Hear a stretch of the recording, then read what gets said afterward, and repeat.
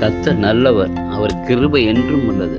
இந்த நாளில் புதிய கிருபைகளோடு கர்த்தர் உங்களை சந்திப்பாராக.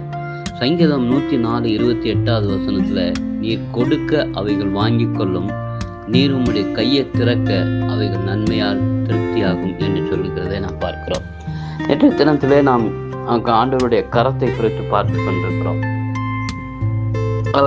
அவர் போஷிக்கிற ஒரு எச்சரிக்கிற ஒரு கரம் என்று சொல்லி எல்லாம் பார்த்தோம். நேற்று பார்த்தோம். இன்றைக்கு அவருடைய கரம் போஷிக்கிற கரம், நம்மை கொடுக்கிற கரம், நம்மை ஆதரிக்கிற கரம், நம்மை தேற்றுகிற கரம் என்று சொல்லி நாம் பார்க்கிறோம்.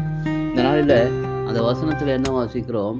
நீர் கொடுக்க அவைகள் வாங்கி கொள்ளும், நீர் உம்முடைய கையை திறக்க அவைகள் நன்மையால் திருப்தியாகும் என்று சொல்லி பார்க்கிறோம்.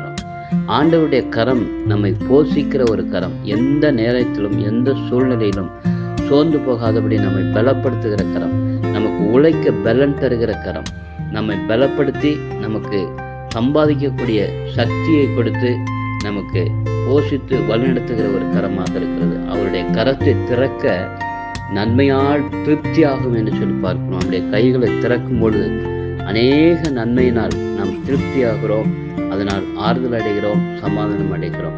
அப்படி ஆண்டவருடைய கரம் நம்மை போஷித்து ஆதரவோடு சந்தோஷத்தோடு நம்மை வழிநடத்தும் என்பதில் விதமான சந்தேகம் இல்லை. அப்படிப்பட்ட நிலைமையில் இந்த நாளில் உங்களுடைய வாழ்க்கையில் உங்களுக்கும் கூட ஆண்டவர் அந்த நன்மையை செய்து வழி நடத்துவார்.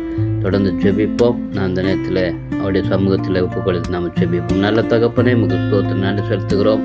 ஆண்டவரே, உடைய கரம் போஷிக்கிற கரம், திருப்தியாக்குகிற கரம்.